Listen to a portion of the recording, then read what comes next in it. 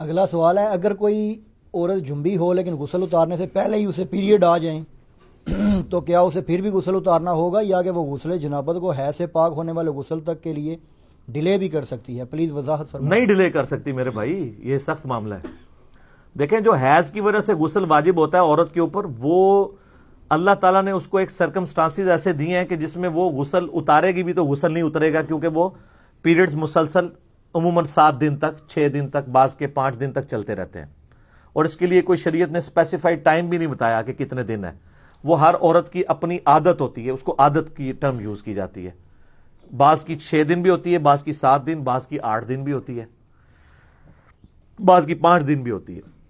لیکن غسل جنابت جو ہے، یہ تو غسل بالکل الگ غسل ہے، یہ آپ کو اتارنا ہوگا۔ اگر حیض کی حالت میں جنبی والا معاملہ ہو گیا کسی بھی وجہ سے، ویسے تو حیض کی حالت میں مرد و عورت کا آپس میں ازدواجی تعلق حرام ہے، اگر کسی نے کر لیا تو وہ توبہ کرے گا، بڑا سخت معاملہ ہے، یعنی وہ انٹر کورس حرام ہے۔ وہ تو ابو داؤد ترمذی میں حدیث ہے، جس نے انٹر کورس کیا اس نے محمد صلی اللہ علیہ وآلہ وسلم کی شریعت کا انکار کر دیا۔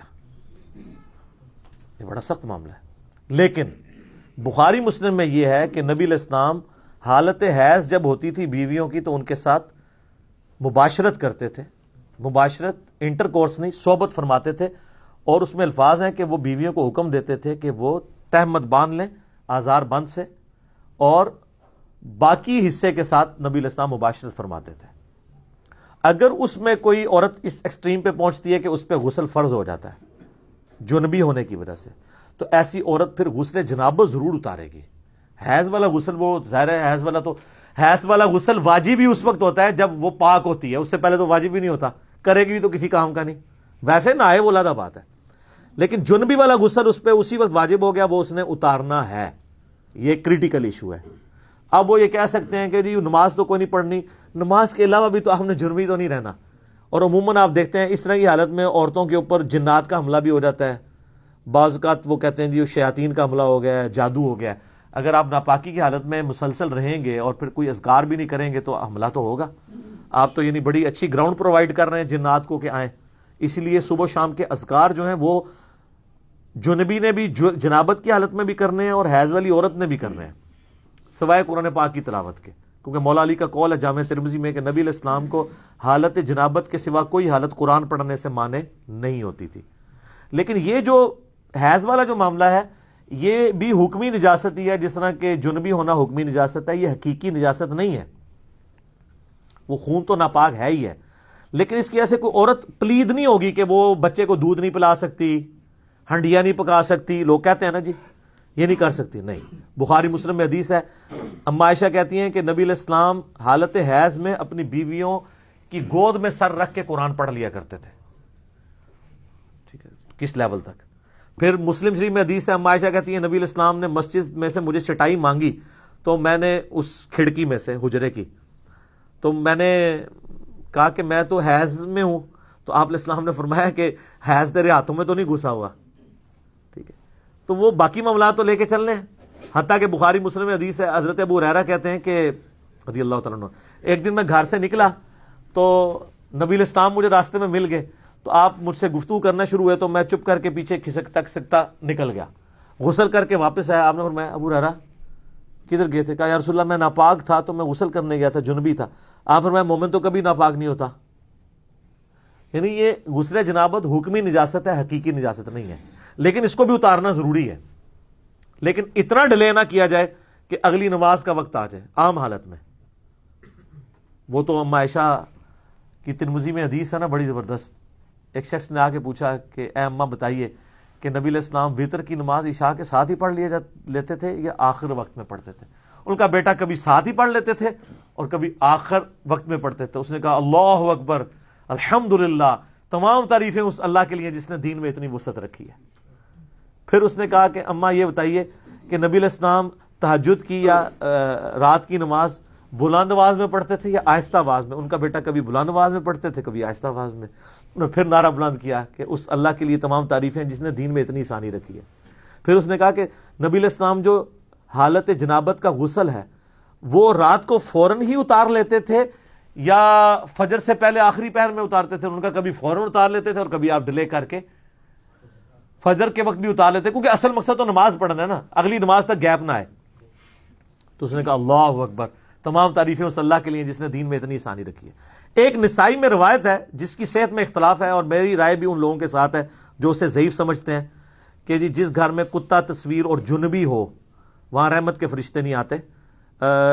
یہ روایت جنبی والے الفاظ جو ہے نا، یہ بخاری مسلم میں نہیں ہے، نسائی میں ہے۔ بخاری مسلم میں صرف کتے اور تصویر کا ذکر ہے، اور وہ بھی کتا وہ جو حفاظت اور شکار کے علاوہ پالا جائے، اور تصویر وہ جو عبادت کے لیے ہو، عام تصویر کے لیے حکم نہیں ہے۔ جنبی والے الفاظ بخاری مسلم میں نہیں ہے، لہذا شیخ البانی کا جو موقف ہے نا کہ یہ روایت ضعیف ہے نسائی کی، تو میرا موقف اس کے ساتھ ہے۔ یہ اتنے سارے مسائل میں ساتھ جو میرے دماغ میں آ رہے ہیں، چونکہ میں فی البدی بات کرنی ہوتی ہے کہ اس چیزیں جڑی ہوئی ہیں تاکہ لوگ لرن کریں۔ تو غسل جنابت اگر کسی عورت پہ آئے، حیض کے غسل کا وہ انتظار نہیں کرے گی، وہ غسل اتارے گی۔ اور یہ بھی یاد رکھیے گا، غسل جنابت عورت کے لیے آسان ہے۔ بخاری مسلم میں کہ نبی علیہ السلام نے اجازت دیا عورتوں کو کہ وہ سر کی چوٹیاں کھولے بغیر بھی غسل کر سکتی ہیں۔ چوٹیاں میں کتنی گرا ہوتی ہیں، پانی تو ایک جگہ نہیں پہنچے گا۔ تو عام غسل کے لیے حکم یہی ہے کہ عورت سر پہ پانی بہا لے، اوپر جتنا بہ جائے تو اس کا غسل ہو جائے گا۔ لیکن جو حیض کا غسل ہے نا، وہ مہینے میں ایک دفعہ ہی مشکل غسل ہے، اس میں نبی علیہ السلام نے حکم دیا ہے، بخاری مسلم میں آتا ہے کہ بال کھول کے عورت غسل کرے۔ عام جو عورت کا غسل ہے اس میں بال کھولنا ضروری نہیں، کھولتی ہے تو ٹھیک ہے، آج کل تو بڑی آسانی ہے، پانی بھی کھلا ڈلا ہے، شاور کی وجہ سے خطرہ بھی نہیں رہتا۔ بعض لوگ بڑا وہم کرتے ہیں، اتنا وہم نہ کیا کریں، تو آسانی ہے اب۔ تو اس میں کیونکہ نبی علیہ السلام کے مبارک زمانے میں ایک ایشو بھی اٹھا تھا، آپ کو پتہ ہے نا، آپ کی وفات کے فوراً بعد عبداللہ بن عمر عورتوں کو یہ حکم دیتے تھے کہ وہ حالت جنابت والا غسل بھی بال کھول کے کریں گی۔ اما عائشہ تک یہ بات پہنچی تو مسلم شریف میں آتا ہے، اما عائشہ ناراض ہوئی، انہوں نے کہا یہ عبداللہ بن عمر عورتوں کو چوٹیاں منڈوا دینے کا حکم کیوں نہیں دیتا؟ نبی علیہ السلام نے ہمیں کبھی اس چیز کا حکم نہیں دیا کہ ہم عام غسل کے لیے بھی چوٹیاں کھولیں، اتنا تردد کریں، پھر بعد میں بال خشک کرنا ایک تردد ہے نا۔ آج کل تو آپ کے پاس خشک کرنے والے ڈرائرز موجود ہیں، پہلے کیا تھا؟ تو پھر الٹا پانی بھی زیادہ چاہیے ہوگا۔ تو سیدہ عائشہ نے کہا کہ وہ غسل حیض والا غسل ہے جس میں بال کھولنے کا ہے، تو عبداللہ بن عمر پہ وہ ناراض ہوئی۔ اسی کانٹیکسٹ میں آپ اس بات کو سمجھ سکتے ہیں جو اکثر شیعہ کی طرف سے اعتراض ہوتا ہے کہ اما عائشہ نے 2 تابعین کو غسل کر کے دکھایا تھا، تو یہ بڑی بیہودہ روایت ہے بخاری کے اندر۔ سر آپ ان حالات و واقعات کو سمجھیں، کوئی بیہودگی نہیں ہے اس کے اندر۔ غسل سامنے کر کے نہیں دکھایا تھا، وہ 2 تابعین ملنے کے لیے آئے اور وہ یہ کہہ رہے تھے کہ ہمارے بال اتنے گھنے ہیں، ہم تو یہ 6 لیٹر پانی سے، اس زمانے میں وہ جو کیلکولیشن کر کے 6 لیٹر پانی سے غسل نہیں کر سکتے۔ تو اما عائشہ نے کہا کہ نبی علیہ السلام کے بال تم سے زیادہ گھنے تھے، وہ تو اتنے ہی پانی سے غسل کر لیا کرتے تھے آدھی بالٹی کے ساتھ۔ تو ان کو یقین نہیں آ رہا، تو اما عائشہ پھر ان کے سامنے آدھی بالٹی لے کے باتھ روم میں گئی، اور وہ کہتے ہیں جی ایک موٹا پردہ تھا، اس زمانے میں اٹیچ باتھ پردے کے ساتھ ہی ہوتے تھے، آج بھی رائبنڈ اجتماع میں آپ چلے جائیں تو اسی طرح ہوتے ہیں، کوئی بندہ نظر آ رہا ہوتا ہے اندر سے، خام خواہ اس کو میں نے تماشا بنایا ہوا ہے۔ اور اس پہ کورٹ میں کیسز چلتے ہیں باقاعدہ، ہائی کورٹ اسلام آباد ہائی کورٹ میں میں نے خود یہ کیسز، یعنی مجھے اس لیے پتا ہے کہ یہ کتنے اس کے اوپر فتوے اور 295 سی لگانے کی کوشش کرتے ہیں۔ وہ شیعہ نے کئی روایت بیان کر دی تھی، سنیوں نے مقدمہ کر دیا، انہوں نے حضرت عائشہ کی توہین کر دی ہے۔ تو وہ پھر وہ شیعہ کا جو وکیل تھا وہ بخاری شریف لے کے گیا کہ یہ روایت بیان کر کے انہوں نے حضرت عائشہ کی توہین نہیں کی، انہوں نے کہا کہ بخاری میں توہین ہوئی ہے، تمہاری بخاری نے توہین کی ہے۔ تو ہمارے نزدیک تو وہ بھی توہین نہیں ہے، آپ اس کانٹیکسٹ کو سمجھیں دین۔ آپ مجھے یہ بتائیے، آپ کا بچہ مسجد میں پیشاب کرے گا؟ 5-6 سال کا بچہ روک لے گا؟ نہیں کرے گا۔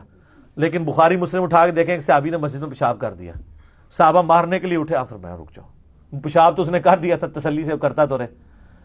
نبی علیہ السلام کے پاس آپ نے فرمایا مسجد پاک جگہ ہے، یہاں پیشاب نہیں کرتے، بات ختم۔ اور وہ اتنا خوش ہوا، وہ بدو تھا، پینڈو نیو مسلم تھا، وہ کہنے لگا کہ آپ کے اخلاق کتنے اعلیٰ درجے کے ہیں، اور وہ صحابہ کرام سے گلا کر رہا تھا، تم مجھے مارنے آ رہے تھے اور نبی علیہ السلام نے مجھے بچایا۔ اگر وہ مارتے ہو سکتا ہے اسلام ہی چھوڑ جاتا۔ پینڈوؤں کا کو پتا ہے کس ٹائم دماغ، قرآن پاک میں بھی آتا ہے نا کہ جو عرابی جو ہیں یہ بڑے سخت ہیں دین کی مخالفت میں، پینڈو لوگ۔ تو نبی علیہ السلام نے یہ سمجھا دیا، پھر آپ نے فرمایا ایک پانی کا ڈول لاؤ، وہاں پہ بہایا، دیٹس آل، ختم معاملہ۔ اب ہم کہ یار یہ کیسے ہو سکتا ہے، سب نیا نیا دین آ رہا تھا، لوگوں کو نہیں پتا تھا، لوگ لرن کر رہے تھے، اب تو دین ایوالو ہو چکا ہے نا۔ تو سیدہ عائشہ کو بھی اسی کانٹیکسٹ میں دیکھیں کہ انہوں نے لوگوں کو وہم نکالنے کے لیے ایسا کیا ہے، گئیں ان کے سامنے غسل نہیں کیا، غسل کر کے واپس آئیں اور وہم نکالا کہ دیکھو کوئی ٹوٹی نہیں اندر لگی ہوئی, ٹوٹیاں کہاں ہوتی تھی, اسی بالٹی سے میں نہا کے آئی ہوں, اب تو یقین کرو کہ اتنے پانی سے غسل ہو جاتا ہے. یہ اما عائشہ نہ بھی کرتی تو ٹھیک ہوتا, ضرورت نہیں تھی یہ کرنے کی, لیکن وہ کیا ہے, اس کو اب بگاڑنے کی بھی ضرورت نہیں ہے. آپ یہ اختلاف کر سکتے ہیں کہ ایسا نہ کرتی تو بہتر تھا, بالکل ہم بھی کہتے ہیں کہ اتنا زیادہ ہم نکالنے کی ضرورت کوئی نہیں تھی, لیکن آپ اس دور میں اگر چلے جائیں کہ جہاں عبداللہ بن عمر جیسے لوگ کہہ رہے ہیں کہ عورت بال کھولے اور پھر آئلی زندگی نبی علیہ السلام کی ٹرانسفر کون کرے گی, سیدہ عائشہ ہی کریں گی نا. یہ اس امت کی امام ہے, اس امت پہ اما عائشہ کا احسان ہے کہ انہوں نے نبی علیہ السلام کی گھر کی زندگی روایت کی ہے. آپ حیران ہوں گے کہ اہل بیت کی شان میں بھی جتنی حدیثیں ہیں وہ اما عائشہ روایت کر رہی ہیں, چاہے پانچ تن پاک والی حدیث ہو وہ بھی اما عائشہ روایت کر رہی ہیں مسلم شریف میں, حدیث قصہ, ٹھیک ہے. تو سیدہ عائشہ نے ہر وہ بات جو نبی علیہ السلام کے گھر سے تعلق رکھتی تھی, حضرت ختیجہ سے جیلس ہوتی تھی اما عائشہ, لیکن ان کی شان میں ساری حدیثیں بھی انہوں نے بیان کی ہیں, ٹھیک ہے. منصف مزاج تھی نا, اور وہ یہ مانتی تھی کہ بھئی ختیجہ جیسا کوئی نہیں ہے, پھر میرے وہ رکت اجازت نہیں دے گی میں وہ حدیثیں بیان کروں, میں اسی پہ کنکلوڈ کرتا ہوں. ٹھیک ہوگا جی. تو وہ غسل جنابت والا اتارے گی, حیض والا غسل اس کو الگ سے اتارنا ہوگا. البتہ حیض والی رات ہی اگر اس کے ساتھ ایسا معاملہ ہو جاتا ہے تو ایک غسل ہی دونوں کے لیے کفایت کر جائے گا, پھر دو غسل نہیں کرنے ہوں گے. یہ بھی یاد رکھیے, جمعے کا دن ہو اور اس دن بائی چانس عید بھی آئی ہو اور بائی چانس آپ جنبی بھی ہوں تو آپ کو 3 غسل نہیں کرنے ہوں گے, ایک غسل تینوں کے لیے کفایت کرے گا. اس طرح ایک عورت جنبی تھی اور اسی دن بائی چانس اس کے پیریڈز بھی ختم ہو گئے, تو اب وہ صبح اٹھ کے جب ایک غسل کر لے گی نا تو غسل جنابت بھی ادا اور حیض والا غسل بھی ادا. موجے لوگ تو کہتے ہیں جی علم دین آئے نا بندہ مشکل میں پھنس جاتا ہے. سر علم دین آئے تو شریعت بہت آسان ہو جاتی ہے. وہ اس لیے کہ سب کانٹیننٹ میں جو شریعت آپ کو بتائی گئی ہے وہ اتنی اوکھی کر کے بتائی گئی ہے کہ آپ سوچ بھی نہیں سکتے, یہ چیزیں ہے ہی نہیں تھی.